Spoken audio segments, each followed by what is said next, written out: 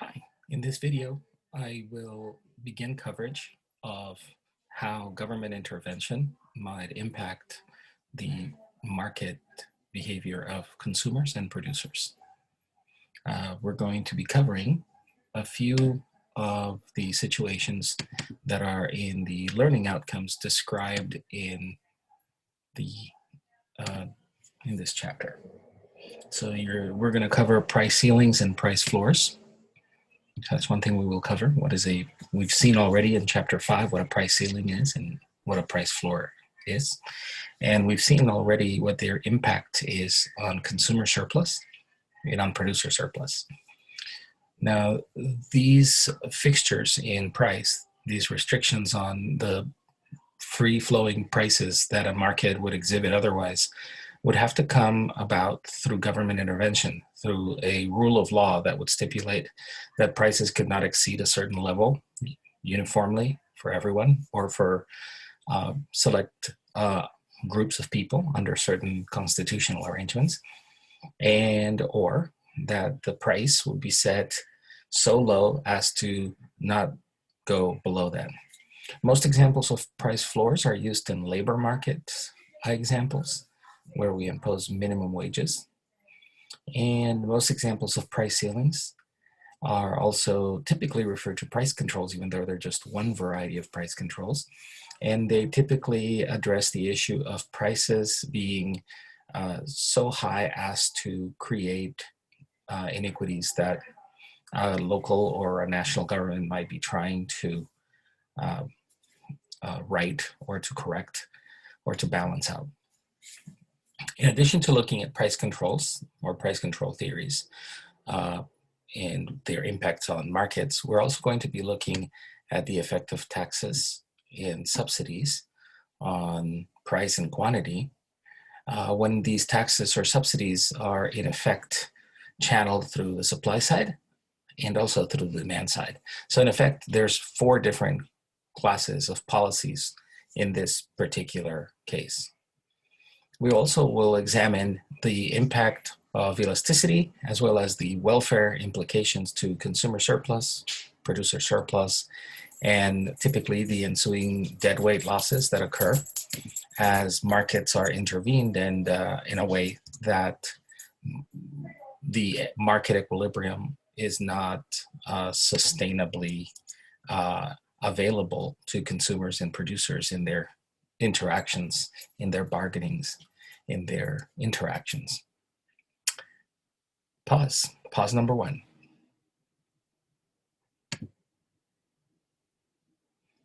Okay, so we pause sharing, and now I'm also going to pause this video for a moment.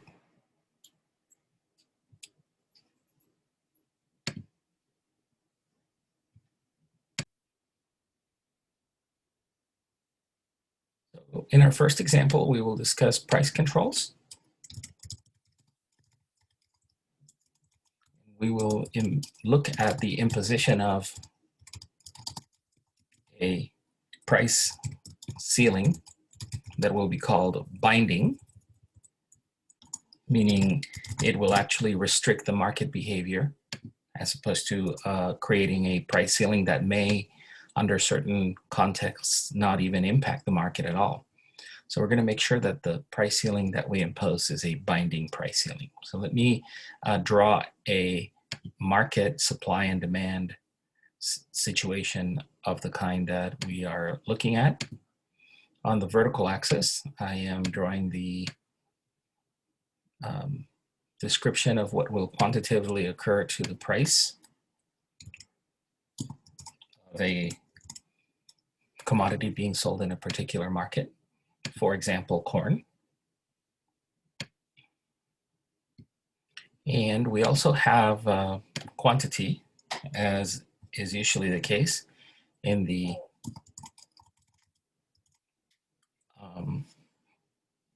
market supply and demand graph. We will have a supply curve that I do not necessarily want to have any particular or peculiar extreme situation regarding the elasticity of the supply of the good. In this case, that's how we will begin. We'll modify the story in a moment. And we will have the same situation on the demand side. So we'll have relatively close to unit elastic situations in both demand and supply, such that the marketplace finds an equilibrium at a certain price and at a certain quantity. I will assume the units to be, I'll let the units be pounds.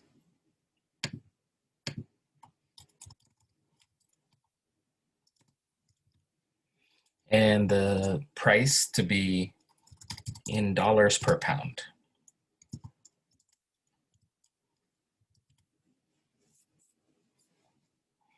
And we're looking at the market for corn in southern Mexico.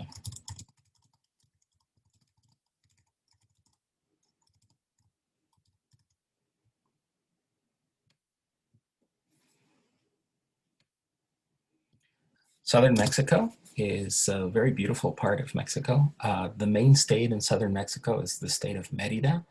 The state of Mérida is where Cancun is located, among other places, Isla de Mujeres, and myriads of archaeological sites of great interest and great historical significance, where the Mayan civilization, or part of the Mayan civilization, was located 7 or 8 centuries ago.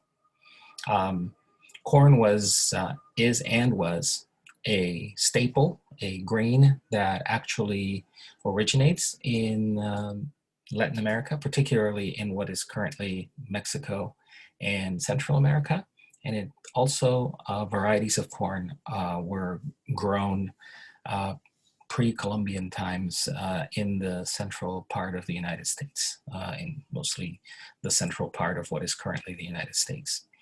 But corn per se is a staple that derives its demand from its versatility and uses. You can produce alcohol. You can produce an energy product called ethanol from corn.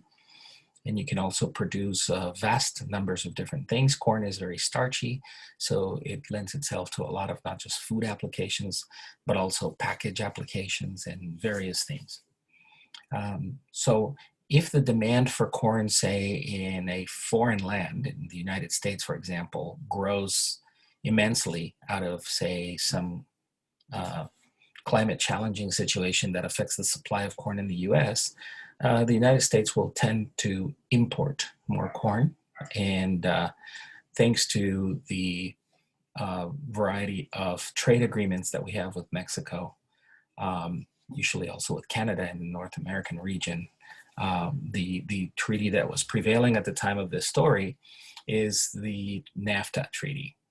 And what we will see is that, in effect, what occurred in Mexico in response to this this low yield of corn in the United States, or high demand for corn in the United States, was that a lot of Mexican corn was exported to the United States, because the prices that producers of corn everywhere in the world, including in southern Mexico, were higher, and found best use and best utilization in sending the corn to US customers who were willing to pay a higher price.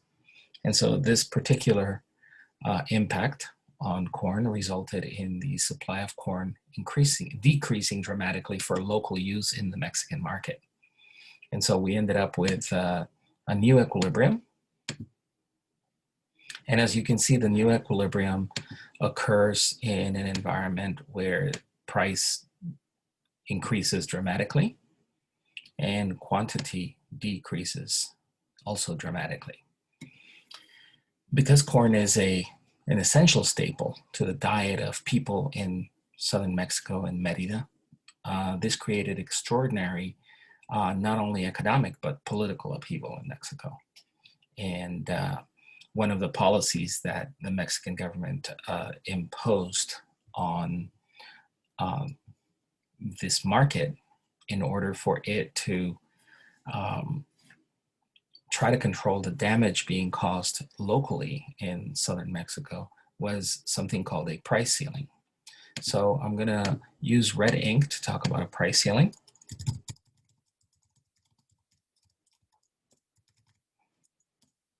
In this case, a binding price ceiling is essentially a restriction by rule that says that we will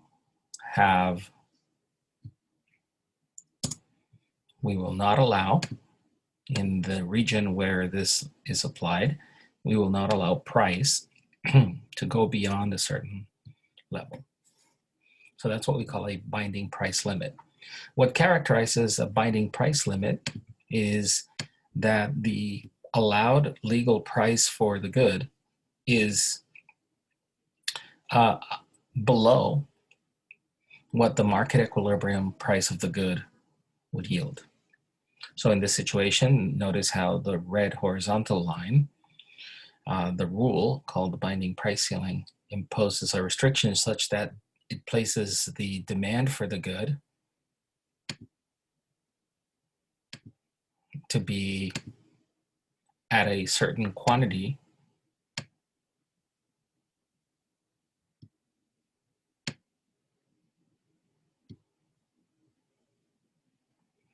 and the supply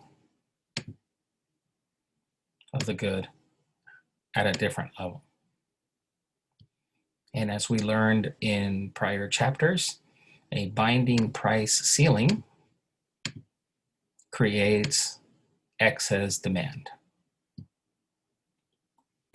And the amount of the excess demand is the difference between what consumers are willing to pay for at the legal price and what they're willing to, and the quantity they're willing to produce on the side of suppliers. So since there's more quantity demanded than quantity supplied, binding price ceilings tend to result in excess demand for the good. If you allowed the market to proceed, the price would continue rising above this limit, this price ceiling, and the quantity supplied and demanded would inevitably find equilibrium at much lower value, and the consumer surplus would be restricted. Unfortunately, the situation is that when you impose a price ceiling, you're not really holding the corn hostage in a particular location. The corn will go where it'll go. The price will, legally stay at the statutory limit, but there's going to be a lot less sold at that statutory limit. And that's assuming that you don't have situations where you have astute buyers and astute sellers doing things that are untoward, that are not legal, that actually can create black markets above the price ceiling of the good. But if you're just going strictly by the image herein, you will notice that the producer surplus in this question will be in purple. The producer surplus will just be the area above the supply curve that applies and below the price constraint. And then you're going to have a consumer surplus.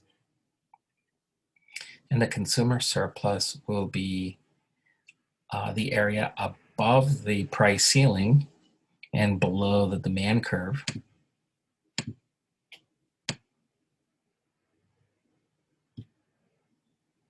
So it'll be a trapezoid shape area that'll consist of a little rectangle that I'm going to draw in green, in dark green.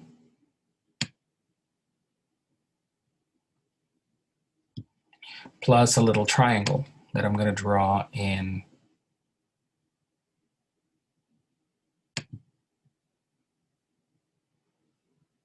also in green. I'm going to shade in green.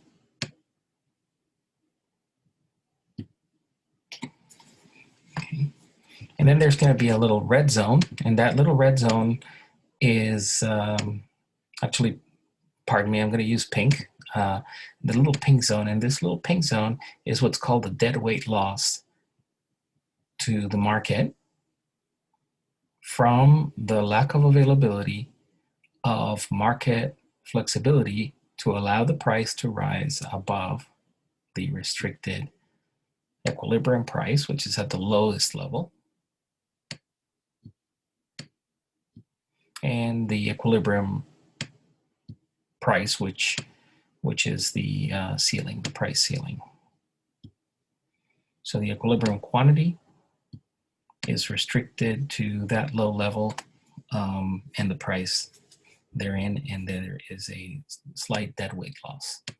So this particular pink area here is what we call the deadweight loss to the consumers in the market that would be willing to pay higher prices than the price ceiling, but who cannot find the available goods to actually meet their demand for that. And then the green zone that's in the shape of a trapezoid and pointed to in the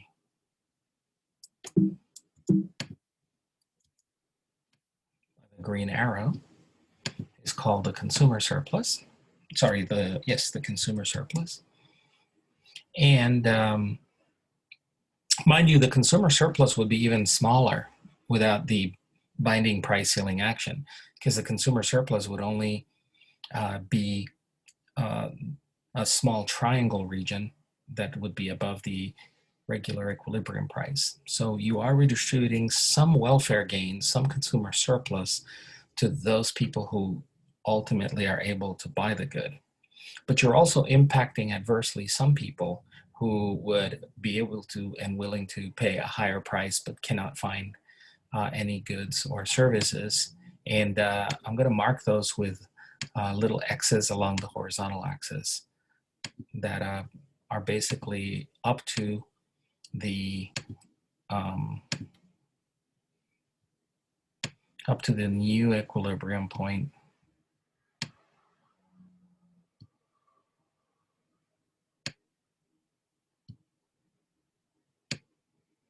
up to there. So there's a group of people, or there's a group of consumers who are not able to find units to buy, and those people suffer a total loss, and thus the term deadweight loss. Some of that deadweight loss is actually accruing to producers as well, because without the binding price ceiling, the action of the market would be such that the producer surplus would be a great portion of the green part and the pink part added to the purple part. But in this particular instance, the producer surplus that results from the actions of the price ceiling are in purple, and the ensuing producer surplus that we would see occurring without the price control would be such that producer surpluses would be much greater than they're observed. So another feature then of this particular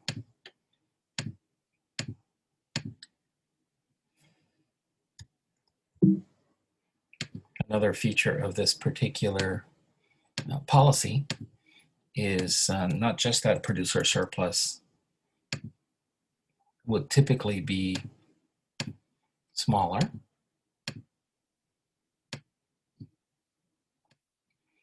but that the consumer surplus falls in response to the supply decline.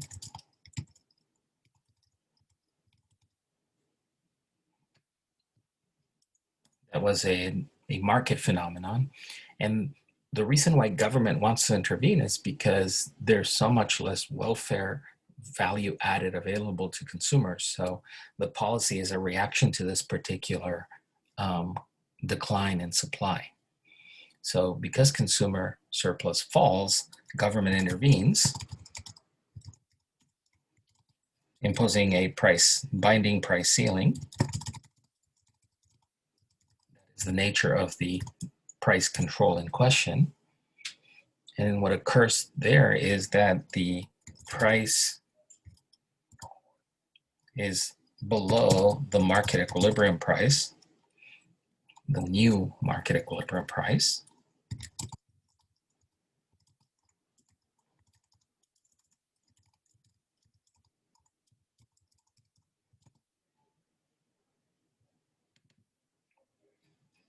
And the quantity is also below the new market equilibrium